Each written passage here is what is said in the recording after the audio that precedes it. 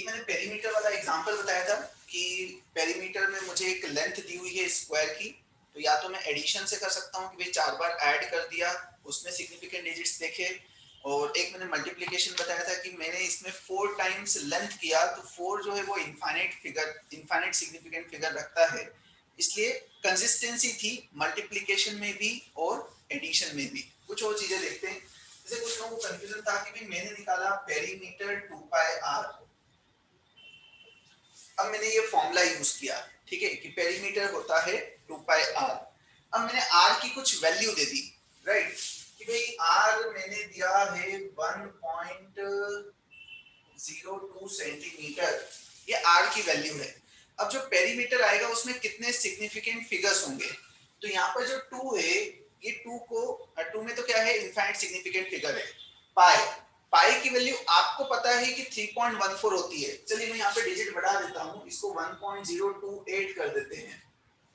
तो पाई की वैल्यू आप अपनी कन्वीनियंस के लिए 3.14 लेते हो, लेकिन पाई की वैल्यू और ज्यादा डिजिट्स तक अवेलेबल है, ठीक। तो यहाँ पर जो पाई की वैल्यू है वो 3.14 भले ही आप ले रहे हो, आपको जरूर लग रहा है कि उसमें 3 सिग्निफिकेंट डिजिट हैं, लेकिन एक्चुअल में पाई की वैल्यू काफी डेसिमल प्लेसेस तक नोन है, ठीक। तो फॉर द कैलकुलेशन पर्पस आप भले ही पाई की वैल्यू में 3 डिजिट ले रहे हो, चलेगा, लेकिन जब आंसर आएगा तो आंसर आप किस में लिखेंगे, 4 डिजिट्स में लिखेंगे, 4 सिग्निफिकेंट फिगर्स में लिखेंगे, ठीक है।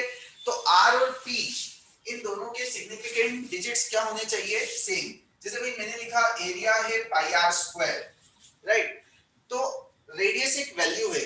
अब ये जब मैं रेडियस लिखूंगा तो अगर इसमें सिग्निफिकेंट डिजिट 3 है तो रेडियस के स्क्वायर में भी 3 ही होंगे, ठीक है। तो जो एरिया है, एरिया और आर, इसमें सिग्निफिकेंट डिजिट क्या होंगे, सेम। ये फॉर्मूले में जो आगे कांस्टेंट वैल्यू आ रही है इसे आप हमेशा इग्नोर करो। जैसे मैंने लिखा भाई वॉल्यूम है 4/3 पाई आर क्यूब, तो अगेन ये जो कांस्टेंट वैल्यू आ रही है आगे 4/3 पाई, इसे आप इग्नोर करो। जो आर में सिग्निफिकेंट डिजिट है वही वॉल्यूम में सिग्निफिकेंट डिजिट होंगे। चलिए कुछ क्वेश्चंस लेते हैं। जैसे लेट्स से एक नंबर है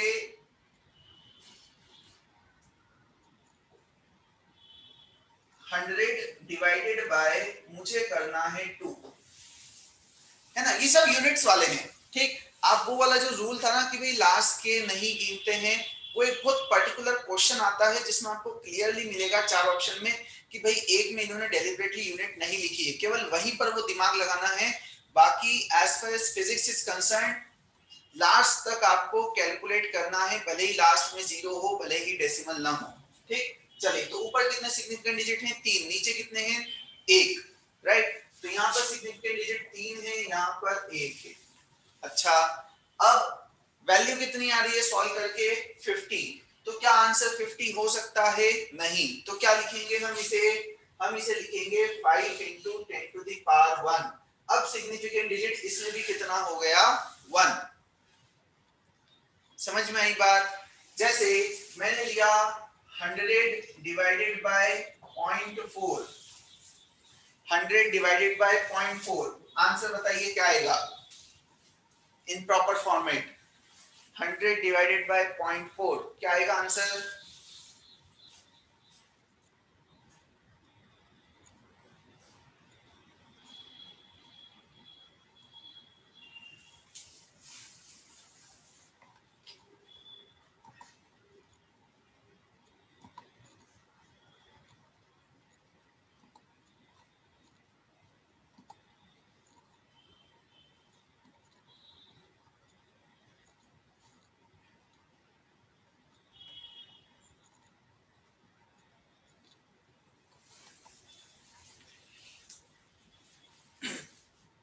चलिए बहुत सारे बच्चे लिख रहे हैं 2.5 into 10 to the power 2 या 10 to the power 1 लिख रहे हैं 25। भाई सिग्निफिकेंट डिजिट्स भी आप काउंट करिए। सबसे पहले तो आप इसे कैलकुलेट करिए, वैल्यू क्या आई, वैल्यू 250 आई, ये वैल्यू 250 आई। अब इंडिविजुअली सिग्निफिकेंट फिगर देखिए, ऊपर कितने हैं 3, नीचे कितना है 1। अच्छा, अब हमेशा पहले आप प्रॉपर फॉर्मेट में कन्वर्ट करिए। प्रॉपर फॉर्मेट मतलब क्या होता है, पहला नॉन जीरो डिजिट फिर डेसिमल। तो ये मैंने लिखा अभी इसे प्रॉपर फॉर्मेट में, ठीक है, ये है प्रॉपर फॉर्मेट में। अच्छा, अब सिग्निफिकेंट डिजिट कितने चाहिए मुझे? 1, क्योंकि मुझे सिग्निफिकेंट डिजिट 1 चाहिए, मतलब इस 50 को क्या करना पड़ेगा? ड्रॉप करना पड़ेगा। क्या करना पड़ेगा? इस 50 को, 50 को बोलना चाहिए, इस 50 को क्या करना पड़ेगा? ड्रॉप करना पड़ेगा। अच्छा, तो जब भी 50 हटाते हैं तो हटाने के बाद क्या बचना चाहिए? इवन। तो आंसर क्या आया? 2 इंटू 10 टू द पावर 2। समझ गए? कोई डाउट हो तो पूछिए आप।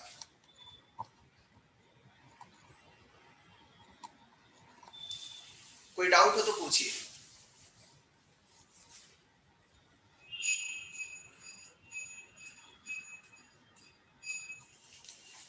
क्लियर है? ठीक है। एक किसी का डाउट आया था एक क्लास में कि सर आपने तो 250 को 200 बना दिया। तो बात ये है, हमने बात की थी, जैसे मैंने जब एडिशन सिखाया था तो मैंने बताया था कि देखो 2 डिजिट डाउटफुल हो गए, तो यहाँ पे क्या हो रहा है? नहीं, बात प्रिसीजन लॉस्ट होने की नहीं है, बात ये है कि क्या आपको इसे 250 लिखने का हक है क्या? ठीक है, दिक्कत क्या है? क्या आप ये 250 लिखने का हक रखते हो? है ना? फिर से एक एग्जांपल याद करो, मैंने आपको बताया था कि भाई एक 1.3 है, दूसरा 1.48 है। ठीक, अब आपने इसको लिख दिया भाई ये है 2.78, इसमें ये डाउटफुल था, इसमें ये डाउटफुल था, इसमें दोनों डाउटफुल है। तो जो भी आप लिख रहे हो, क्या उसमें ये दोनों डाउटफुल हो सकते हैं क्या? नहीं, किसी भी एक वैल्यू में जो लास्ट वाला है वही डाउटफुल हो सकता है, दो डाउटफुल नहीं हो सकते। इन सबका क्या यूज है? देखिए, एज ए साइंस स्टूडेंट जब भी हम डेटा लिखते हैं, राइट, तो वो एक प्रॉपर तरीके में कैसे लिखा जाता है वो पता होना चाहिए। ठीक है, तो साइंटिफिक तरीके से चीजों में कैसे वैल्यू रिटेन की जाती है, कैसे उसकी इंपॉर्टेंस रिटेन की जाती है, और मिसलीडिंग नंबर्स नहीं आना चाहिए, राइट। जैसे यहाँ पर ये 2 इटसेल्फ डाउटफुल है, क्यों? क्योंकि यहाँ पर ये 4 इटसेल्फ डाउटफुल है। ठीक है, तो यहाँ पर एक्चुअली तीनों नंबर डाउटफुल है, तो ये तीनों नंबर डाउटफुल आप किसी उसमें दे रहे हो तो ये गलत है, राइट। जैसे मैं इसको ऐसे बोलूंगा, आपने 100 अपॉन 0.40 किया, अगर आप 100 अपॉन 0.40 करते ना, तो ये जो जिस नंबर से आप डिवाइड कर रहे हो उसने आपने उसको ज्यादा अच्छे से मेजर किया, और ज्यादा अच्छे से मेजर किया तो जो आंसर है वो और अच्छा आएगा। ये 250 आया, फिर मैंने इसे 2.50 इंटू 10 टू द पावर 2 लिखा, और अब मुझे ये 3 है, ये 2 है, तो अब मैं आंसर क्या लिखूंगा? भाई अब मैं answer 2.5 into 10 to the power 2 लिखूंगा। ठीक है, ये डिफरेंस क्यों आया? क्योंकि ये मेजरमेंट आपने बेटर किया, है ना। somebody was saying कि we lost our precision, नहीं, you increased your precision, you increased your precision here as well। ठीक है, तो जितना बेटर सारे, क्या होता है कॉमनली क्वेश्चन में पॉइंट के बाद जीरो नहीं लगता है। सी कॉमनली साइंटिफिक तरीके से लिखा भी तो नहीं जाता है ना। ठीक है, तो हम कॉमनली की बात ना करें, यहां पर हम बात कर रहे हैं कि भैया साइंस में चीजें प्रोग्रेस कैसे होती है, राइट। कि भाई ये दो अलग अलग डेटा है, ये दो अलग अलग डेटा को यूज करके आपको एक नया डेटा लेके आ रहे हो, तो इन इंस्ट्रूमेंट्स के कारण जो एरर आ रही है, जो सिग्निफिकेंस है, वो कैसे प्रोपोगेट होगा। तो वो जो एरर प्रोपोगेट हो रही है उसका भी तो आपको ध्यान रखना पड़ेगा ना। समझ गए? जैसे मैंने एक नंबर तो बड़े अच्छे से मेजर किया, लेकिन दूसरा उतने अच्छे से मेजर नहीं किया, तो उसका इफेक्ट ओवरऑल आंसर पे आना चाहिए कि नहीं? बिल्कुल आना चाहिए। तो वो इफेक्ट यहाँ पर दिख रहा है, राइट। आप खुद सोचो, अगर ये 0.4 की बजाय, ये तो मैंने एक स्केल से 0.4 इसे मेजर किया, अगर ये 0.4 की बजाय ये 0.44 हो सकता था क्या? बिल्कुल हो सकता था ये 0.44।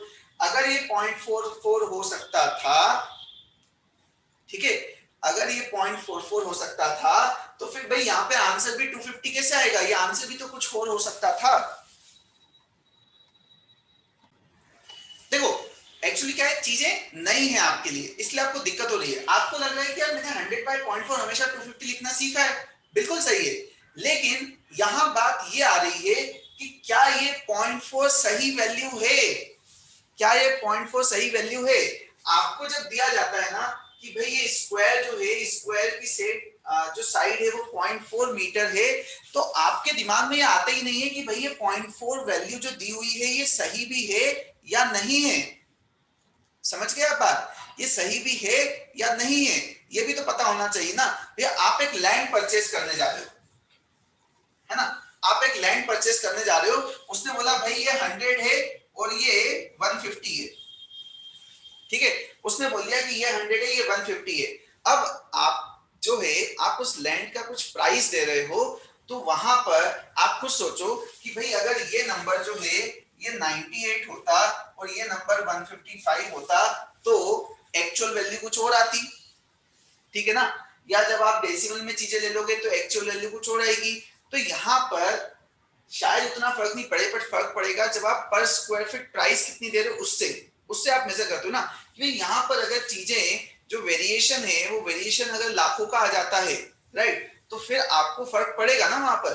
तो ये चीजें आप इनकॉर्पोरेट करते हो कि भाई ढंग से मेजर कर, भाई इस लेवल पे मेजर कर। तो किस लेवल पे मेजर करना है वो आप डिसाइड करते हो कि भाई अंतर कितना आ रहा है, उन चीजों से अंतर कितना आ रहा है। तो will talk about accuracy and precision now, ठीक है। ये जो हम अंतर आने की बात कर रहे हैं उसके लिए हम किसकी बात करेंगे, एक्यूरेसी एंड प्रिसीजन की। But before accuracy and precision एक छोटा सा टॉपिक है ऑर्डर ऑफ द एक छोटा सा टॉपिक है ऑर्डर ऑफ द मैग्नीट्यूड। अच्छा चलिए एक और चीज, जैसे जो आपको लग रहा है ना यहाँ नंबर गायब कर दिए, तो जो हमें लग रहा है कि नंबर गायब कर दिए, तो ऐसा नहीं है। आप सोचो जैसे भाई मुझे लिखना है 1500 अपॉन 1500, चलिए बताइए क्या आंसर आना चाहिए। मुझे लिखना है 1500 अपॉन 1500, क्या आंसर आना चाहिए। हमें कैसे पता चलेगा कि सिग्निफिकेंट फिगर्स लगाना है। सिग्निफिकेंट फिगर्स लगाना ही ऐसे पता चलेगा जब आपको ऑप्शंस ऐसे दिख रहे हो। एक option 2 into 10 to the power 2 दिख रहा है, एक ऑप्शन 2.5 10 to the power 2 दिख रहा है, एक ऑप्शन 250 दिख रहा है। आपको नेचुरली पता चल जाएगा कि भाई ये क्वेश्चन सिग्निफिकेंट फिगर पे है। जल्दी ऐसा होता है क्या कि ऑप्शन ऐसे दिए जाए, नहीं। जल्दी क्या होता है, एक नंबर 250, एक 300, एक 400 ऐसे नंबर्स दिए जाते हैं, तो ऑब्वियसली वो सिग्निफिकेंट फिगर का नहीं है। लेकिन आपको जब खुद को ही दिख रहा है कि यार वैल्यू सारी ऑलमोस्ट एक जैसी है लेकिन सिग्निफिकेंट फिगर्स का ध्यान रखना है, तो फिर बात बनती है। चलिए अब बहुत सारे बच्चों ने 10 की पास यूज कर ली, 10 की पास यूज कर ली। चलिए इधर देखते हैं। यहाँ पर सबसे पहले तो मैंने आपको क्या सिखाया कि भाई यहाँ पर आप क्या करें, आप इसे सिंपली डिवाइड कर दें। क्या आया, 1 आया। अब आप सिग्निफिकेंट फिगर्स काउंट करें, ये 4, ये 4। अच्छा, तो आंसर में भी क्या आना चाहिए, आंसर में भी 4 सिग्निफिकेंट डिजिट्स आना चाहिए। बट मुझे वैल्यू चेंज नहीं करनी है, तो मैं क्या करूंगा, ये मेरा आंसर हो गया विथ 4 सिग्निफिकेंट डिजिट्स। बात आई क्या समझ में, ये आंसर हो गया विथ 4 सिग्निफिकेंट डिजिट्स।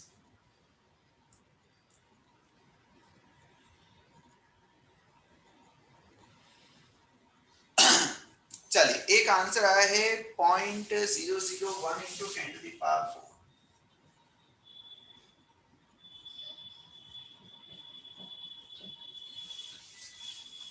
अब दिव्यांशु एक चीज आप चेक कीजिए, है ना, जैसे आपने ये आंसर लिखा, मुझे बताइए इसमें सिग्निफिकेंट डिजिट्स कितने हैं, मुझे बताइए। इसमें सिग्निफिकेंट डिजिट्स 4 है, सीरियसली सीरियसली इसमें सिग्निफिकेंट डिजिट क्या 1 है। क्या है सिंपल सा रूल, सिंपल सा रूल ये है कि पहले नॉन जीरो डिजिट से हम काउंटिंग स्टार्ट करते हैं, पहले नॉन जीरो डिजिट से हम काउंटिंग स्टार्ट करते हैं। चलिए एक और ऑप्शन पास आ रहा है, हाँ बोलिए सर। 1500 वाले क्वेश्चन में 00 के बाद यूनिट नहीं है, तो फिर हम 15 काउंट करेंगे, 2 सिग्निफिकेंट फिगर हो गए। कौन बोल रहा है, क्या नाम है बेटा आपका, सूर्यांश, आपने अभी ज्वाइन किया है क्या बेटा। नहीं सर। अच्छा चलिए, तो अब मेरी बात फिर से सुनिए, है ना, आप भले से रिकॉर्डिंग देखिएगा फिर से। मैंने यहाँ पर कुछ बताया था, क्या बताया था मैंने ये बोला था कि वो जो आपका रूल है कि लास्ट में यूनिट नहीं है, इसे भूल जाओ। क्लियरली मैंने 2 बार चिल्ला चिल्ला के बोला था कि उस रूल को आप भूल जाओ, वो केवल एक पर्टिकुलर टाइप के क्वेश्चन में आपको यूज करना है। जब ऑप्शंस आपके पास आएंगे और ऑप्शन में किसी एक में यूनिट नहीं होगी, तभी उस रूल को आप याद रखें, ठीक है। अदरवाइज फिजिक्स में हमेशा सारे जीरो लास्ट के भी काउंट करना है, यूनिट हो या नहीं हो। Is this very much clear? Yes sir. है ना, बड़ा सिंपल है। आप खो जाते बीच बीच में, है ना। कुछ चीजें आपको ऐसा लगता है तो भाई देखो, सारी स्क्रिप्ट नहीं लिखी जा सकती है ना। आपको जहां लगता है कि यार ये सर ने एक अच्छी बात बताई, अपनी कॉपी में लिख लीजिए, तो ये कंफ्यूजन क्रिएट नहीं होंगे। आप लोग लिखते नहीं, आप भूल जाते, फिर एक कोई डेफिनेशन पढ़ते हैं बुक में, कॉपी में, फिर आपको याद आ जाता है सर ये तो रूल फॉलो नहीं कर रहा है। भाई फिजिक्स का है ना, ये कुछ मेजरमेंट है।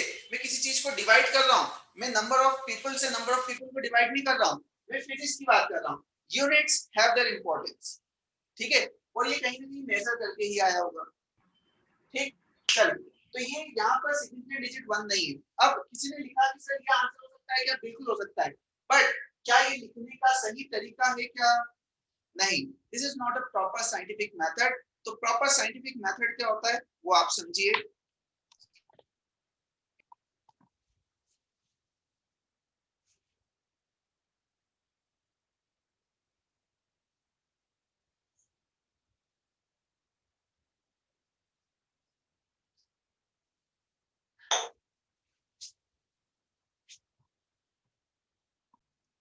Just a second.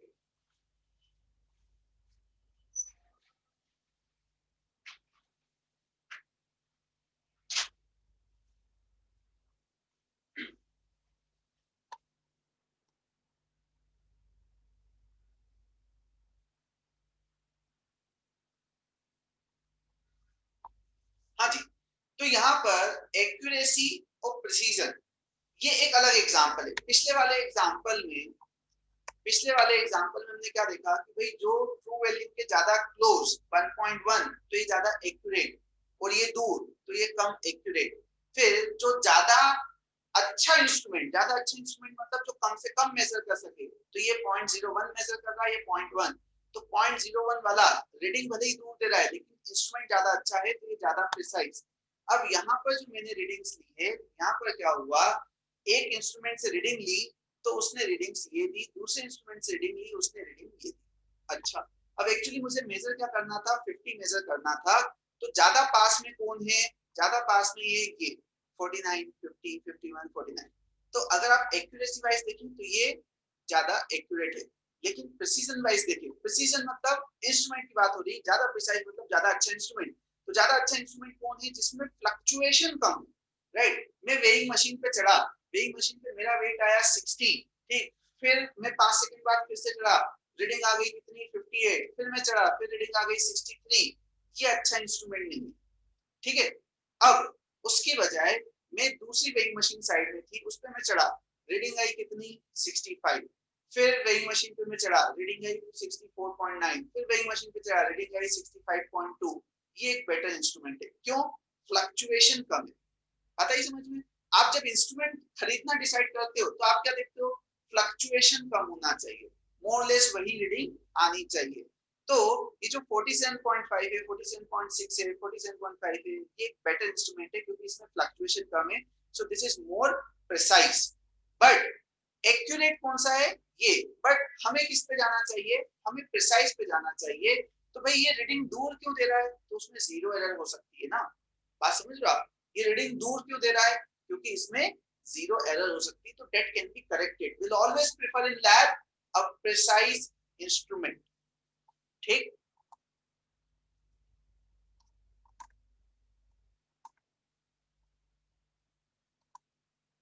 चलिए, आपके कुछ डाउट्स हैं? क्या बोल रहे हैं? Will you send the PDF of this on this group? बेटा पिछली जैसे पीडीएफ मिली है, बिल्कुल इसकी भी पीडीएफ आपको मिलेगी। Quite can't be both accurate and precise, क्योंकि जीरो एरर है। जीरो एरर क्या होती है? मैं वेइंग मशीन पे चढ़ा, उसके पहले ही वो 2 kg दिखा रहा है, ये जीरो एरर है। मतलब जब जीरो रीडिंग होना चाहिए तब वो जीरो नहीं है, इसे जीरो एरर बोलते हैं। चलिए, आप लोग ना थोड़ा सा, मुझे लगता है आप लोगों का ध्यान भटक जाता है सुनते सुनते, है ना, शायद घर में आप शायद उतना अच्छा ध्यान लगा नहीं पाते। फिर से सुनिए, मैंने अभी ही थोड़ी देर पहले बोला था कि भाई ज्यादा एक्यूरेट, ज्यादा प्रिसाइज बिल्कुल हो सकता है, हो ऐसा जरूरी नहीं है। ज्यादा प्रिसाइज, ज्यादा एक्यूरेट हो ऐसा जरूरी नहीं है, ठीक है।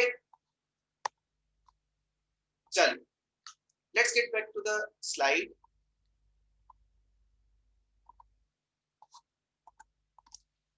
हाँ जी, तो यहाँ पर कौन ज्यादा प्रिसाइज है और कौन लीस्ट प्रिसाइज है, राइट। क्या कई बार आप लोग पूछे थे सर कैसे पता चलता है कि सिग्निफिकेंट डिजिट का क्वेश्चन है। आप देखिए, आपको अगर चार ऑप्शन ऐसे दिख रहे हैं, ये तो हालांकि उन्होंने मोर प्रिसाइज और लीस्ट प्रिसाइज पूछा है, लेकिन आपको अगर क्वेश्चन में चार ऑप्शन ऐसे दिख रहे हैं, आपको कुछ कैलकुलेशन दिया था, कोई एक अलग ही क्वेश्चन चल रहा था, भले ही वो करंट का क्वेश्चन चल रहा था और उसमें करंट की वैल्यू जो है वो 5 ओम आनी चाहिए थी, और आपको चार ऑप्शन ऐसे दिख रहे हैं, तो आपको इमीडिएटली क्या पता चल गया, भाई ये सिग्निफिकेंट डिजिट का क्वेश्चन है। समझ में आई बात? अच्छा, क्या यहाँ पे इन्होंने मोस्ट प्रिसाइज लीस्ट प्रिसाइज बोला है, तो लीस्ट प्रिसाइज कौन है, ए ऑप्शन, और मोस्ट प्रिसाइज कौन सा है, D option. Okay, which of the following is more accurate and which is most precise, ये बताइए। this is a very good question, which of the following is more accurate and which is more precise, बताएं, यहाँ पर बताएं। सबसे पहले आप बताएं ज्यादा प्रिसाइज कौन सा है ना, एट अ टाइम एक ही आंसर दे, ज्यादा प्रिसाइज कौन सा है, जल्दी से आंसर दीजिए, ज्यादा प्रिसाइज कौन सा है। ओके, सभी लोग फर्स्ट बोल रहे हैं, तो मेरे हिसाब से कोई डाउट नहीं है इसमें, किसी को कोई डाउट नहीं है, ज्यादा प्रिसाइज फर्स्ट ही है। चलिए, ज्यादा एक्यूरेट कौन सा है, ज्यादा एक्यूरेट कौन सा है ये बताइए।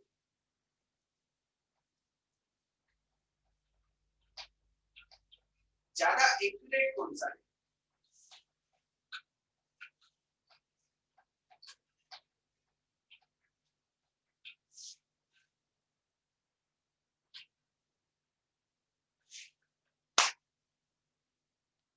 Very good. अब ज्यादा एक्यूरेट में दिक्कत क्या आ गई कि ये चार अलग अलग एक्सपेरिमेंट हैं जो एक ही चीज मेजर नहीं कर रहे हैं, ये कुछ चारों अलग अलग चीजें मेजर कर रहे हैं, तो यहाँ पर मुझे ट्रू वैल्यू तो पता नहीं है, एग्रीड। ये चार अलग अलग एक्सपेरिमेंट है जहां पर ये जो 4 mm है, तो ऑब्वियसली जो भी मेजर किया जा रहा है वो mm में रहा होगा, इतना हम बोल सकते हैं, अगला सेंटीमीटर में रहा होगा, अगला मीटर में रहा होगा, और अगला कुछ मीटर्स में भी, मतलब 100 मीटर्स की रेंज में रहा होगा। बट एक्यूरेसी हम डिटरमिन कर सकते हैं। एक्यूरेसी हम कैसे डिटरमिन करते हैं, तो समझिए एक्यूरेसी को थोड़ा सा और अच्छे से, ठीक है। सो देखिए कि भाई मुझे क्या करना है, एक्यूरेसी। अब एक्यूरेसी मतलब वो कितना रियल वैल्यू के पास जा पाएगा। अब ये मेरी एक्यूरेसी की डेफिनेशन होगी। क्या होगी डेफिनेशन, कि वो कितना रियल वैल्यू के पास जा पाएगा, वो ज्यादा एक्यूरेट हो पाएगा।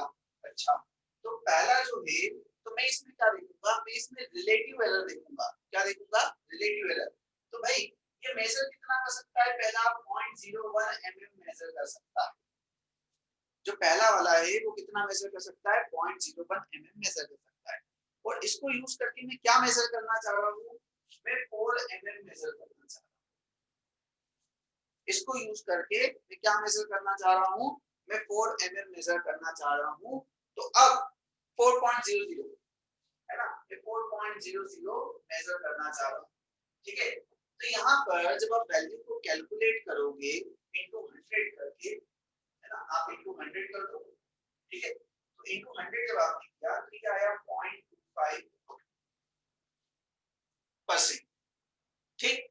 सिमिलरली अगला है 0.01 centimetre and divided by 4.00 centimetre into 100, ये आया भाई 0.25%।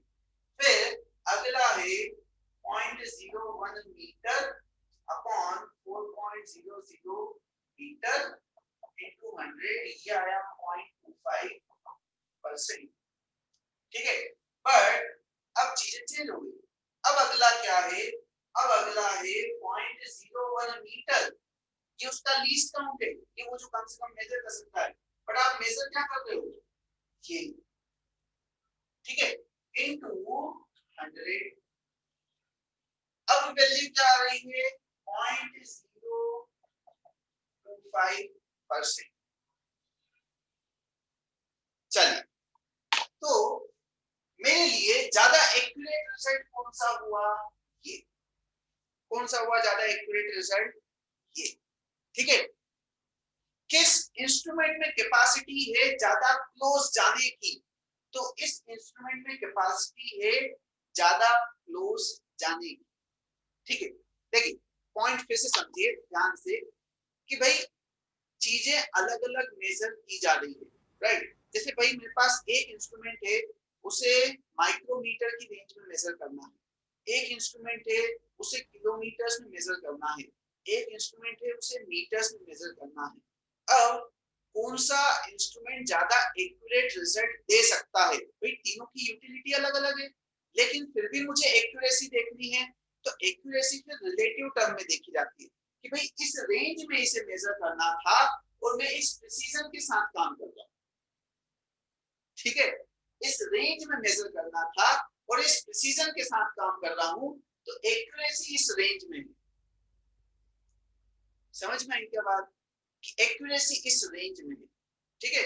अच्छा, तो अब मैं इसे थोड़ा सा समराइज करता हूं कि भाई अलग अलग चीजें हैं। बाय डेफिनेशन अगर आप जानते हैं तो एक्यूरेसी मतलब क्या, तो अगर मुझे ट्रू वैल्यू पता है which is generally not known, which is generally not known, आप किसी चीज की ट्रू वैल्यू पता है आपको, तो आप मेजर क्यों कर रहे हो, तब तो आप इंस्ट्रूमेंट को स्टैंडर्डाइज कर रहे हो प्रॉपर्ली। बट इन जनरल क्या होता है बच्चों, हमें इन जनरल हमें ट्रू वैल्यू पता ही नहीं होती है। जैसे मैं बोलूं आपसे कि प्लैंक्स कांस्टेंट की ट्रू वैल्यू क्या है, वी डोंट नो, हम उसे मेजर करते हैं थ्रू एक्सपेरिमेंट्स कि अच्छा कांस्टेंट की वैल्यू ये है। मैं बोलूं यूनिवर्सल ग्रेविटेशन कांस्टेंट की वैल्यू क्या है, exact value, we don't know. हमारे इंस्ट्रूमेंट के प्रिसीजन पे डिपेंड करता है कि वो जी की वैल्यू, जो कैपिटल जी की वैल्यू हम कैलकुलेट कर रहे हैं, वो कितनी अच्छी आ पा रही है। क्या small g associated due to gravity की एग्जैक्ट वैल्यू 9.81 मीटर पर सेकंड स्क्वायर है क्या, नो, उसकी वैल्यू और बेटर हो सकती है अगर आपका इंस्ट्रूमेंट और अच्छा हो। अब मैंने लैब में एक सेटअप किया, एक सिंपल पेंडुलम से मैं स्मॉल जी की वैल्यू निकाल रहा हूं using the formula time period is 2 pi root l by g, और यहां से मैंने जी की वैल्यू निकाली। अब आप बोलोगे सर 9.81 तो जो है वो ट्रू वैल्यू है, द आंसर इज नो। 9.81 जो है वो ट्रू वैल्यू तो है ना, ये तो किसी और ने कैलकुलेट की है, मैं और ज्यादा अच्छी कैलकुलेट कर सकता हूं ना, मैं और ज्यादा अच्छी कैलकुलेट कर सकता हूं ना। तो कितना एक्यूरेट मैं मेजर कर रहा हूं वो कई बार हमें इस तरीके से देखना होता है। आपको हमेशा ट्रू वैल्यू पता हो ऐसा जरूरी नहीं है। अच्छा, मोस्ट प्रिसाइज पहला ऑप्शन क्यों था भाई, अगर इंस्ट्रूमेंट पूछा जाए कि भाई इसमें से सबसे अच्छी रीडिंग कौन सा इंस्ट्रूमेंट देगा, राइट, तो इंस्ट्रूमेंट तो यही आएगा ना। बट क्या नीड है क्या मुझे एमएम में मेजर करने की, जब मैं मीटर्स में मेजर कर रहा हूं तो एमएम लेवल पे नहीं भी जाएंगे तो भी चलेगा। लेकिन आप चाहते हो कि नहीं मुझे तो डेसिमल के जितने ज्यादा प्लेस मिले उतना अच्छा, तो फिर आप इंस्ट्रूमेंट भी यूज करोगे, फिर आप ये इंस्ट्रूमेंट यूज नहीं करोगे। बात आई समझ में। तो प्रिसाइज बोलना मतलब, प्रिसाइज बोलना मतलब इंस्ट्रूमेंट कम से कम मेजर कर सके तो वो प्रिसाइज, या फिर अगर उस इंस्ट्रूमेंट में फ्लक्चुएशंस कम है तो वो ज्यादा प्रिसाइज। एक्यूरेट वैल्यू मतलब ट्रू वैल्यू अगर पता है मुझे तो उसके जितना आसपास आ पा रहा है वो ज्यादा एक्यूरेट है। अगर ट्रू वैल्यू नहीं पता है, so this is how I calculate least count, जितना कम से कम वो मेजर कर सकता है अपॉन जो मुझे मेजर करना है जिस रेंज में, उस रेंज से मैंने डिवाइड किया, तो जिसका परसेंटेज सबसे कम है वो ज्यादा एक्यूरेट है। अच्छा, नाउ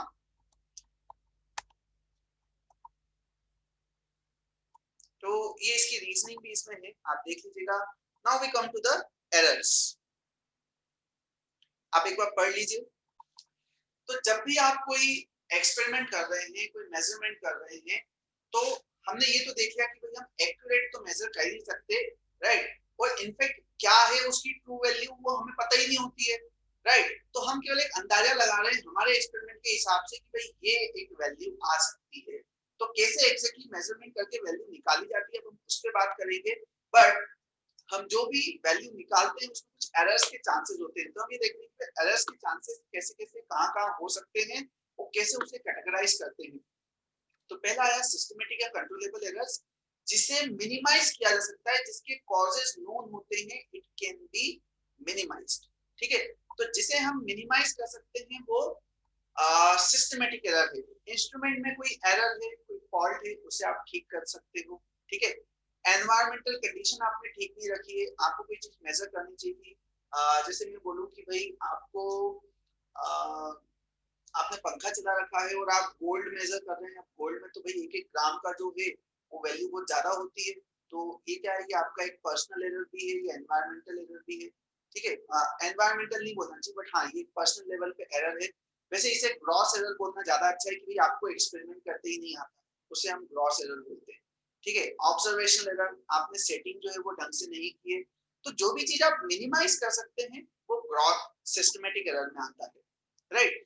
ग्रॉस एरर जो है ना वो एक्चुअली केयरलेसनेस है, राइट। कि भाई आपको गोल्ड मेजर करना है, तो आप जब गोल्ड मेजर करेंगे तो आपको ऊपर पंखा नहीं चलाना चाहिए, उससे जो 1-2 ग्राम की वैल्यू की जो एक्स्ट्रा रीडिंग आएगी, तो भाई 1 ग्राम जो है वो 5000 के चल रहा है आजकल।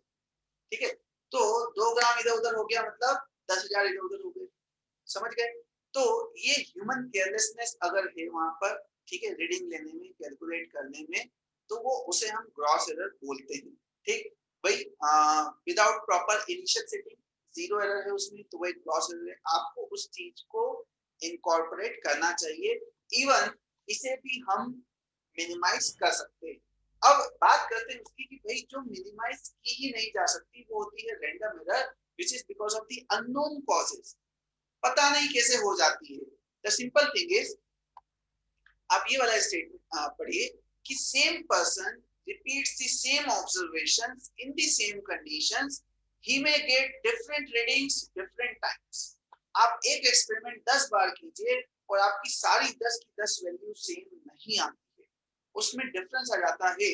अब ये क्यों आता है यही तो नहीं पता है। ठीक है, यही तो नहीं पता है, इसलिए इसे क्या बोलते हैं, रैंडम एरर। कॉजेस क्या हो सकते हैं, जिसे मैं एक्सप्लेन करने की कोशिश करता हूँ कि भाई मैं वेइंग मशीन पे चढ़ गया ऊपर। ठीक है, अब वेइंग मशीन पे मैं एक बार चढ़ा 60 आया, अगली बार चढ़ा 60.1 आ गया। भाई 60.1 क्यों आया, मैं तो कुछ भी नहीं किया, मैंने तो कुछ खाया भी नहीं। चलिए कम आता तो आप बोलते कि सर कुछ हो गया, या मैंने इनहेल कर दिया, कि कुछ ज्यादा इनहेल तो नहीं कर ली। इस बार जब मैं मेजर कर रहा था तो ऑक्सीजन थोड़ी ज्यादा रह गई थी क्या उस समय अंदर, या थोड़ा सा एक्सेल ज्यादा कर दिया इसलिए रीडिंग कम आ गई, क्या हो गया, वी डोंट नो। ठीक है, या एक और चलो मैं दूसरा एग्जांपल लेता हूँ, है ना। जैसे आपने नाक मुंह बंद कर ली, कहीं से कोई हवा नहीं निकल रही, ठीक है, बट या हम ह्यूमन को हटा देते, चलिए ह्यूमन में जो है वो अंदर ऑक्सीजन भरने वाली बात आ गई, मैंने एक बॉक्स रख दिया, उस बॉक्स को भी अगर आप बार बार रखेंगे ना तो वो एग्जैक्ट सेम वैल्यू नहीं देगा, थोड़ा सा कुछ 0.1 0.2 इधर उधर हो जाएगा। अच्छा, ऐसा क्यों हो रहा है, तो एक सिंपल ये आर्गुमेंट ऐसा भी हो सकता है कि भाई साइड में एक लिफ्ट है, जैसे ही वो लिफ्ट ऑन होती है हल्के से वाइब्रेशन होते हैं, और जैसे ही वो वाइब्रेशन होते हैं तो शायद वो इंस्ट्रूमेंट इतना डेलिकेट है कि वो उस वाइब्रेशन को भी सेंस कर लेता है, और उसके कारण जो है वो थोड़ी सी रीडिंग डिफरेंट आ गई। या बाहर जो है वो ट्रक निकली, उसके कारण हल्के से वाइब्रेशन हुए, वो भी शायद कितना सेंसिटिव इंस्ट्रूमेंट है, that's a different matter. Depend करेगा आप डेसिमल की किस प्लेस तक जा रहे हैं, उस पे सेंसिटिविटी डिपेंड करती है। ठीक है, तो ये रैंडम एरर के कुछ कॉजेस हो सकते हैं विच आर जनरली अननोन, लेकिन फिर भी उन्हें मिनिमाइज किया जा सकता है। ऑल्दो इरेडिकेट नहीं किया सकता, लेकिन कुछ चीजों में उसे मिनिमाइज किया जा सकता है। कैसे, जैसे मैं एक सिंपल पेंडुलम है और उस सिंपल पेंडुलम को मुझे टाइम पीरियड मेजर करना है 2 सेकंड। अब मैंने स्टॉप वॉच से मेजर किया, और उस स्टॉप वॉच से जब मैंने मेजर किया तो भाई वो 0.1 सेकंड तक मेजर कर सकता है। ठीक है, उस स्टॉप वॉच से जब मैंने मेजर किया तो 0.1 सेकंड तक मेजर कर सकता है। अच्छा, लेकिन अब ये 2 सेकंड में मेजर करूंगा कि इधर गया इधर आया, इसमें 0.1 सेकंड का एरर आया। इसकी वजह मैं क्या करता हूँ, मैं बोलता हूँ कि भाई तू 20 ऑसिलेशन का मेजर कर। 20 ऑसिलेशन में क्या होगा, अब मुझे 40 सेकंड का मेजर करना है। एक में 2 सेकंड लग रहे थे, मैंने 20 ऑसिलेशन किए, तो मुझे 40 सेकंड में मेजर करना है। और एरर फिर से वही 0.1 का कुछ गैप हो सकता है, क्योंकि मैं उसको दबाऊंगा तो जो एक ह्यूमन एरर है, मैंने देखा हैंड आई कोऑर्डिनेशन, मैंने देखा मेरा रिएक्शन टाइम, मैंने उसे प्रेस किया और वो घड़ी रुक भी गई, राइट। तो ये जो एक एरर है इस एरर को हम टोटली इरेडिकेट तो नहीं कर सकते, रहेगी, लेकिन हाँ परसेंटेज एरर मिनिमाइज किया जा सकता है। And percentage error is what matters. आपको किसी को 1 लाख रुपए देने हैं और आपने उसमें 1,000 कम दिए, ठीक है चल जाएगा। आपको किसी को 5,000 देने थे और आपने 1,000 दिए कम दिए, ये थोड़ा सा उतना डाइजेस्ट नहीं होगा, क्योंकि यहाँ पे जो 1,000 है ना वो कितना है, वो 20% हो गया, और 1 लाख में 1,000 जो था वो कितना था, 1% था। समझ गए। चलिए वैल्यू में थोड़ी सी और कम कर देता हूँ। 1 लाख का मैंने सामान लिया, यार जैसे क्या हुआ, मैं शॉपिंग करने गया और जो मेरा बिल बना ना वो 99,990 का बना। मैंने उसे 1 लाख दिए, उसने 10 रुपए वापस नहीं दिए वापस। उसने बोला मेरे पास आज 100 के नोट है, वो 10 रुपए वापस नहीं दिए उसने। तो क्या हुआ, तो ऐसा नहीं है कि भाई तू ये रख मैं तेरे यहाँ से नहीं खरीद रहा हूँ, ऐसा नहीं होगा। लेकिन आप सोचो, आपने पान खरीदा, ठीक है, वो पान आता है 15 रुपए का, राइट, और आपने 20 रुपए दिए, उसने 5 रुपए वापस नहीं दिए, ये आपको नहीं चलेगा। क्यों? परसेंटेज काफी ज्यादा है यहाँ पर, परसेंटेज काफी ज्यादा है। तो रियल लाइफ में मैटर करता है परसेंटेज। एब्सोल्यूट वैल्यू कितनी है उसकी एरर की, उससे हमें एज सच उतना मतलब नहीं होता है। चलिए रियल लाइफ में एक्सपेरिमेंट कैसे करके वैल्यू पे अराइव किया जाता है वो थोड़ा सा सीखते हैं। तो देखिए, जब भी एक्सपेरिमेंट करना है तो रैंडम एरर तो होगी ही, तो मैं बार बार एक्सपेरिमेंट करूंगा, कुछ वैल्यूज आएगी। अच्छा, तो ये वैल्यू आ गई 1 से an तक, ठीक है। क्या मैं इसकी बजाय मैं एग्जांपल से समझाता हूँ, ये स्लाइड आपके पास रहेगी, आप पढ़ लीजिएगा। ये एक एग्जांपल दिया कि भाई मैं एक एक्सपेरिमेंट से संतुष्ट नहीं होगा, क्योंकि उस एक्सपेरिमेंट में कुछ एरर हो सकती है, तो उसे मिनिमाइज करने का क्या तरीका है कि बार बार एक्सपेरिमेंट किया जाए। तो भाई मैंने बार बार एक्सपेरिमेंट किया, ये कुछ वैल्यूज आई बार बार एक्सपेरिमेंट करके। अच्छा, तो अब एक्चुअल वैल्यू क्या है, तो एक्चुअल वैल्यू तो पता लगाई ही नहीं जा सकती, तो फिर क्या करें। लेकिन हम ये बता सकते हैं कि एक्चुअल वैल्यू की रेंज क्या है। कैसे, तो भाई ये वैल्यूज आई, इसका मैंने क्या किया, एवरेज। क्या ये एवरेज एक्चुअल हो सकता है? बिल्कुल हो सकता है। क्या इनमें से कोई एक वैल्यू एवरेज हो, इनमें से कोई एक वैल्यू, ये जो इतने मैंने डेटा दिए, हो सकता है इसमें से कोई एक एक्चुअल हो? मुझे तो पता ही नहीं ना एक्चुअल क्या है, क्योंकि एक्चुअल तो मेजर किया ही नहीं जा सकता बाय डेफिनेशन। तो फिर मैंने एवरेज निकाला।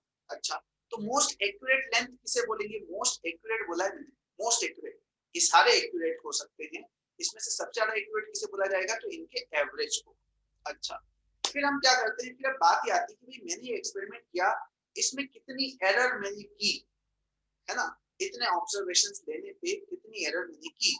तो पहले निकाला जाता है एब्सोल्यूट एरर। ये क्या होती है, तो भाई जो आपका एवरेज आया, उस एवरेज में से इंडिविजुअल वैल्यूज को सब्ट्रैक्ट किया जाता है। तो ये आई एरर्स।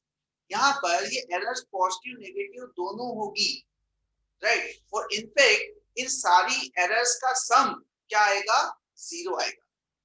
इन सारी एरर्स का सम क्या आएगा, 0 आएगा। वो आना मस्ट है। क्यों मस्ट है, क्योंकि ये एवरेज वैल्यू है ना। तो एवरेज का मतलब ही क्या होता है कि ना वो इधर है ना उधर है, कहीं भी किसी से पार्शियलिटी नहीं आई है, एवरेज वैल्यू है। तो एवरेज वैल्यू को जब आपने हर डेटा पॉइंट में से माइनस किया, तो एरर्स आई, कुछ पॉजिटिव आएगी कुछ नेगेटिव आएगी, और टोटल एरर अगर आप इन सब का सम कर दोगे तो 0 आ जाएगी। इसलिए हम इन सब का सम नहीं करते, हम क्या लेते हैं, मीन एब्सोल्यूट एरर। मतलब हम मॉड लेते हैं, इन सभी का मैग्नीट्यूड, नेगेटिव वैल्यूज को हटा दो, मैग्नीट्यूड लेते हैं। अच्छा, तो ये I mean absolute value. Okay, तो फाइनली मैं आंसर क्या लिखता हूँ, तो मैं आंसर लिखता हूँ कि लेंथ क्या हुई, तो मैंने एक एवरेज वैल्यू निकाली थी, ये देखो 3.29। तो ये 3.29 plus minus 0.01, plus minus 0.01, this is what my answer is. ठीक है, एवरेज वैल्यू प्लस माइनस 0.01। अच्छा, तो मैं यहाँ बोलना क्या चाह रहा हूँ, मैं ये बोलना चाह रहा हूँ कि जो एक्चुअल आंसर है वो 3.29 से प्लस माइनस 0.01 की रेंज में कहीं लाई करता है। मैं एक रेंज बता रहा हूँ कि भाई एक्चुअल वैल्यू इस रेंज में लाई करती है। ओके, फिर 0.01 को अगर 3.29 से डिवाइड कर दिया जाए तो ये मुझे क्या देता है, ये रिलेटिव एरर देता है, या इसे हम बोलते हैं fractional error. Either we call it relative error और फ्रैक्शनल एरर। आपको ध्यान आ रहा होगा परसेंटेज चेंज, वहां मैंने बोला था रिलेटिव चेंज या फ्रैक्शनल चेंज। ये एरर है तो रिलेटिव एरर या फ्रैक्शन एरर, और इनटू 100 कर देते तो क्या हो जाता है बच्चों, परसेंटेज एरर। ठीक, तो ये डेफिनेशंस आप देख लीजिएगा। ठीक है, this is how experiments are done. अब हमें क्या करना है, तो भाई कुछ एग्जांपल्स लेते हैं and then will go for propagation of errors. देखो, जैसे मैंने एक मेजरमेंट लिखा कि भाई जो मेजरमेंट है वो है 10.0 प्लस माइनस 0.5, एक मेजरमेंट है। ठीक है, कि कोई एक एक्सपेरिमेंट किया, ये मेजरमेंट आया। अब ये जो मैंने इस तरीके से लिख दिया, इसका मतलब क्या है, इसका मतलब है कि जो ए है ना वो 10.5 से 9.5 के बीच में कोई एक नंबर है। आप क्या बोलना चाह रहे हो कि भाई मैंने एक रेंज दी है, उस रेंज का मिड पॉइंट मैंने यहाँ पर लिख दिया है, बट जो एक्चुअल नंबर है ना वो इस रेंज में कहीं लाई करता है। ठीक है, ओके। अब यहाँ पर एरर कितनी है, तो भाई एरर है 0.5, इसे हम बोलते हैं मीन एब्सोल्यूट एरर। ठीक है, ओके। रिलेटिव एरर कितनी है, रिलेटिव एरर, तो भाई रिलेटिव एरर है 0.5 बाय 10.0, इतनी रिलेटिव एरर है। और परसेंटेज एरर कितनी है, तो परसेंटेज एरर के लिए आप इसे 100 से मल्टीप्लाई कर देंगे। ठीक है, तो परसेंटेज एरर कितना आएगा, तो परसेंटेज एरर आएगा 5%। कितना आएगा परसेंटेज एरर, 5%। समझ में आई ये बात।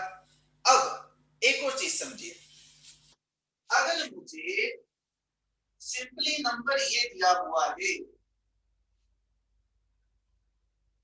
मुझे डायरेक्टली ये नंबर दिया, मुझे प्लस माइनस करके कुछ नहीं दिया, और मुझसे पूछा कि भाई परसेंटेज एरर क्या है, तो आप क्या ध्यान रखेंगे कि if error is not given separately, if error is not given separately, तो ये जो लास्ट डिजिट है उसके हिसाब से एरर मान ली जाती है।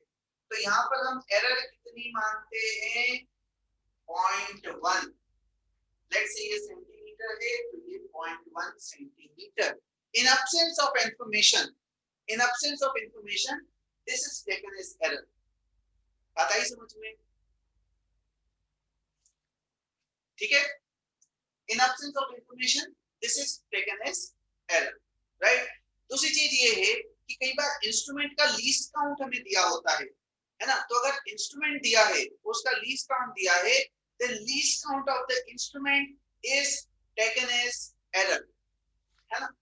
तो एक चीज हुई ये, दूसरा डेटा मुझे दिया इस तरीके से, तीसरा डेटा दिया जाता है कि भाई मेजरमेंट आया 10.0 centimetre and least count of the instrument is 0.5 centimetre. मुझे लीस्ट काउंट दे दिया 0.5 है, चलिए 0.2 ले लेता हूं। Least count of the instrument is 0.2 centimetre, तो अब मैं एरर कितनी लूंगा, अब मैं एरर लूंगा 0.2 सेंटीमीटर। हाँ जी, बात आई समझ में, ठीक है। उससे कोई मतलब नहीं है, अगर ये 10.2 भी होता, यहाँ पर आप कुछ भी नंबर लिख दो, जैसे भाई आप यहाँ पे 10.2 बोल रहे हो, ठीक है, लेट इट बी 10.2। अगर ये 10.2 भी है तब भी एरर में 0.1 ही लूंगा, ठीक है।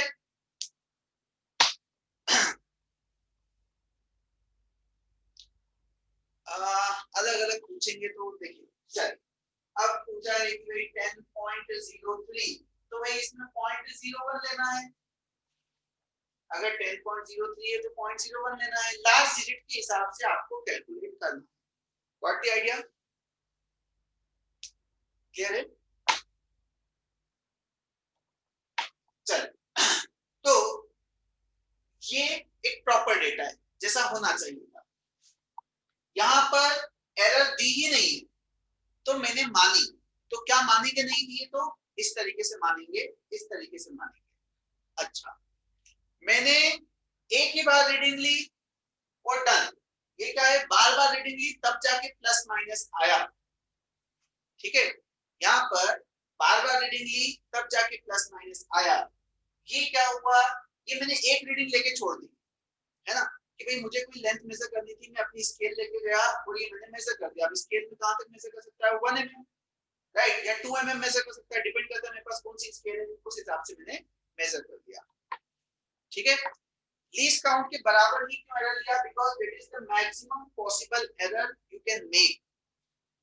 ठीक है, आपके पास कोई इंस्ट्रूमेंट है, ये उसका लीस्ट काउंट है, तो ज्यादा से ज्यादा आप गलती क्या कर सकते हो कि भाई यहाँ था और आपने, है ना, कि ये इधर नहीं था, ये जस्ट इधर था, और आप फिर भी यही बोल रहे हो कि नहीं भाई मेरा रूल है मेरी लाइफ का, जब तक इस लाइन को क्रॉस नहीं करता मैं हमेशा लोअर वैल्यू बता सकता हूँ, है ना। बहुत सारे साइको लोग होते हैं, तो यू डोंट नो कि किसने लिमिट ली है। अब देखो ऐसा तो नहीं होगा कि भाई जो पॉइंट है वो यहाँ पर था लेकिन तब भी आप रीडिंग ये बता रहे हो, तो एक्चुअली इसको तो क्रॉस कर चुका है ना, तो इसको क्रॉस कर चुका है, तो भाई रीडिंग तो यही बताओगे ना, एटलीस्ट अगर बताओगे भी। तो जो मैक्सिमम पॉसिबल एरर है वो लीस्ट काउंट के बराबर होती है, उससे ज्यादा नहीं हो सकती, ऐसा हम बोलते हैं। This is the maximum possible error.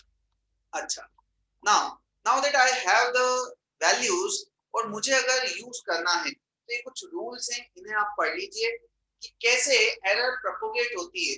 अलग अलग लोगों को कुछ मेजर करने के लिए बोला, फिर हम उसमें ऐड सब्ट्रैक्ट मल्टीप्लाई डिवीजन कर रहे हैं, तो कैसे हम एरर्स का ध्यान रखते हैं, एक बार आप रूल्स पढ़िए एंड लेट्स सी कैसे हम इसे यूज करेंगे। ठीक है, सो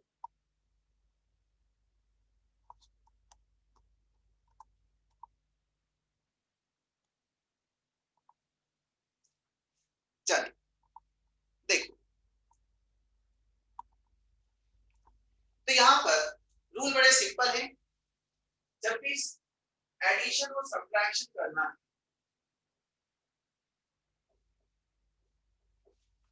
जब भी आपको एडिशन एंड सब्ट्रैक्शन करना है, तो मैंने कुछ नंबर्स ले लिए, मैंने ले लिया ए, कि भाई ए है मेरे पास small a plus minus delta A, और बी है मेरे पास small b plus minus delta B. ठीक है, तो ये मैंने दो नंबर ले लिए। अब मुझे ऐड सब्ट्रैक्ट करना है, तो जब मैं a प्लस बी करूंगा तो ये रिजल्ट आता है a plus B plus minus delta a plus delta B. और जब मैं a माइनस बी करूंगा तो ये आएगा a plus B a minus B plus minus delta a plus delta B. Error तो ऐड ही होती है, एरर ऐड ही होती है। Let me explain you with an example.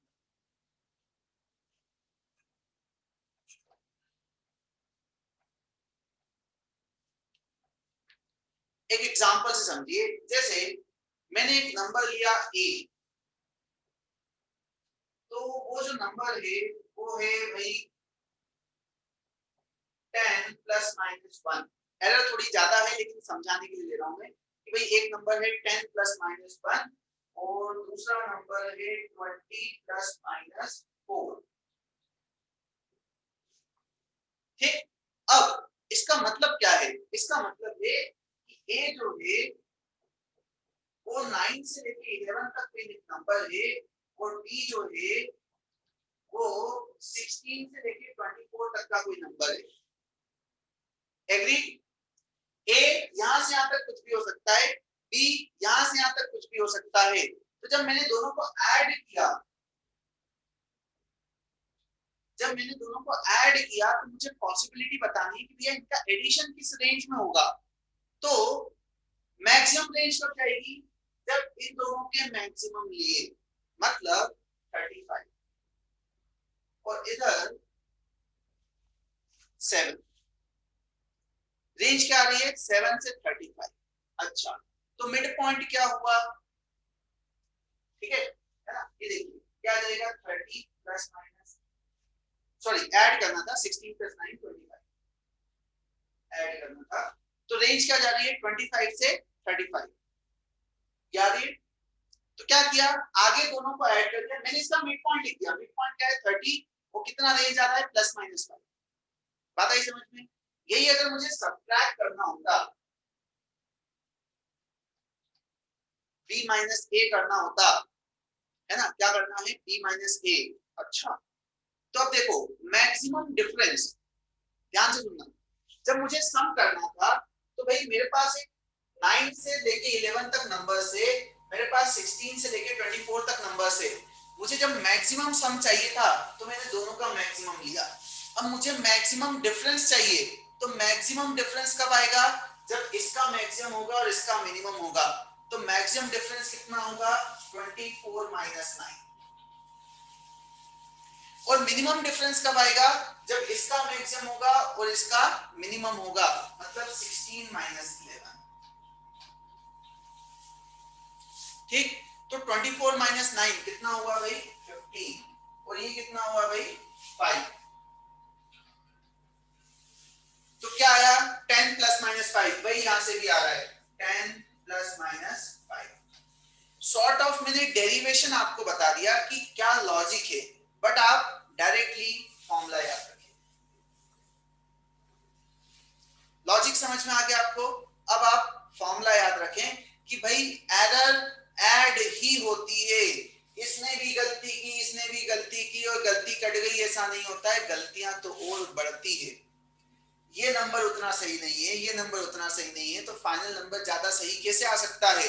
आप यहाँ पर 4 माइनस 1 कभी भी नहीं करेंगे, आप एरर हमेशा ऐड ही करेंगे।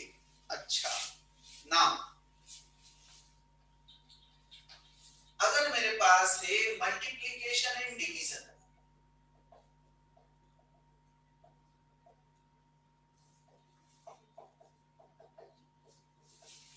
ना मल्टीप्लिकेशन एंड डिवीजन में चीजें थोड़ी सी डिफरेंट होती है। लेट्स से भाई मैंने बोला x जो है वो आएगा कुछ a into b, जिसे मैं बोलूंगा small x plus minus delta small x।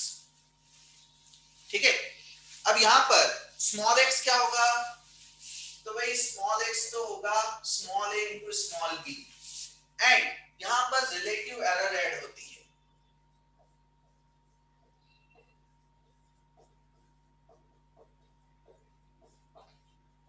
यहाँ रिलेटिव एरर ऐड होती है। और जब डिवीजन की बात करेंगे,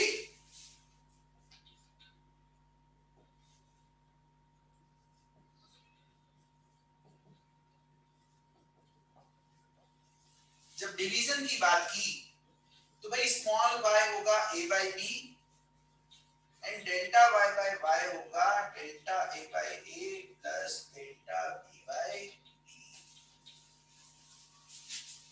सो एडिशन सब्ट्रैक्शन में एरर्स ऐड होती है, मल्टीप्लिकेशन डिवीजन में रिलेटिव एरर्स ऐड होती है। एरर तो ऐड ही होगी, लेकिन यहाँ पर रिलेटिव एरर ऐड होगी और यहाँ पर एरर्स ऐड होगी।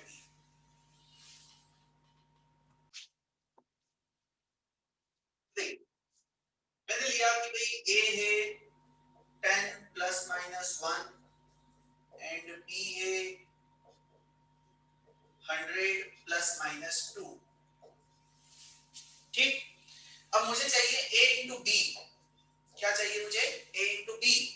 तो सबसे पहला नंबर तो क्या आएगा भाई, 1000, क्या आएगा 1000, प्लस माइनस कुछ आएगा, उसको कैसे निकाला जाए, तो let it be x, let it be x। तो मैं क्या बोलूंगा कि भाई delta x by x is delta a by a, मतलब 1 बाय 10 प्लस 2 बाय 100। और x को क्या लेना है, x को लेना है 1000, क्या लेना है भाई x को 1000। अच्छा, तो ये आ गया इतना। ठीक, तो यहाँ पर डेल्टा x कितना आ गया भाई, डेल्टा x आ गया 100 प्लस 20, मतलब प्लस माइनस 120। समझ में आया ये।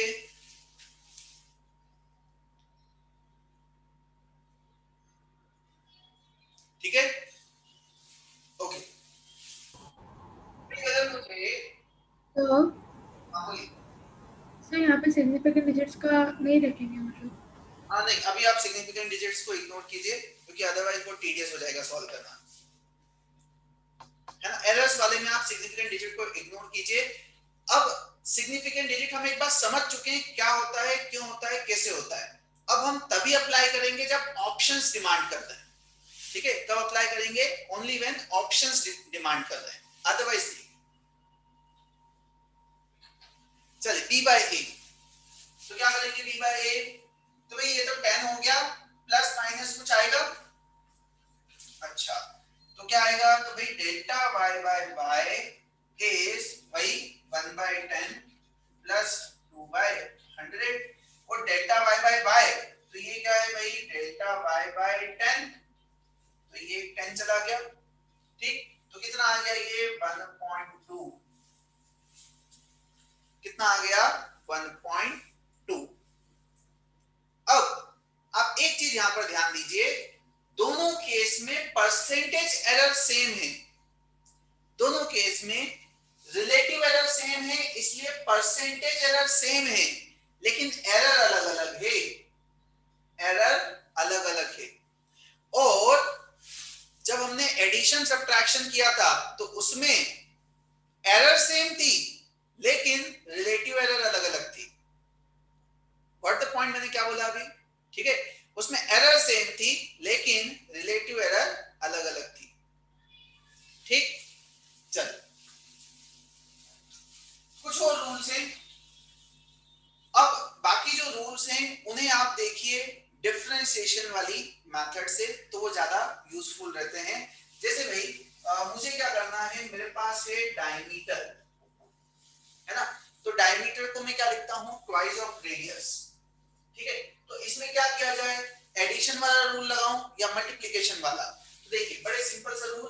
पहला, अगर मेरे पास है कि भाई कोई वैल्यू है b, कोई वैल्यू है y and y is k times a, ठीक है। कोई एक वैल्यू है y is k times a, तो एरर जो है वो एरर कितनी हो जाएगी? k times. पहली चीज एरर कितनी हो जाएगी? k times. लेकिन जब मैं रिलेटिव एरर लिखूंगा,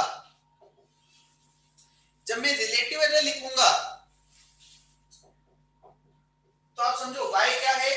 k a से मैं डिवाइड करूंगा, तो k a से जब मैं डिवाइड करूंगा तो ये क्या आ गया? Delta a by a। मतलब रिलेटिव एरर सेम रहेगी,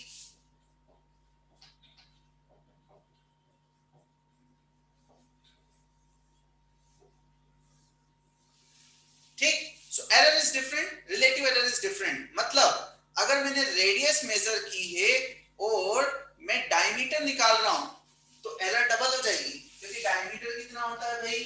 डायमीटर होता है ट्वाइस ऑफ रेडियस।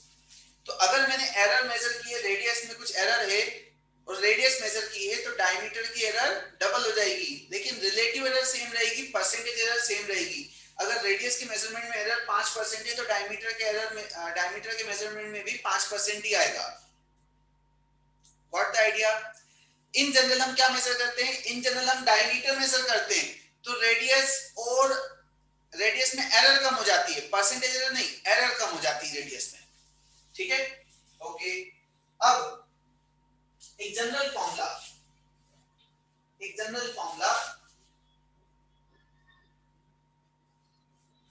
कि भाई मेरे पास है y some constant times a to the power alpha b to the power beta upon c to the power gamma. ये एक general formula, a to the power alpha b to the power beta plus c to the power gamma. तो इसमें जो relative error है ये होता है alpha times delta a by a, beta times delta b by b plus gamma times delta c bye c।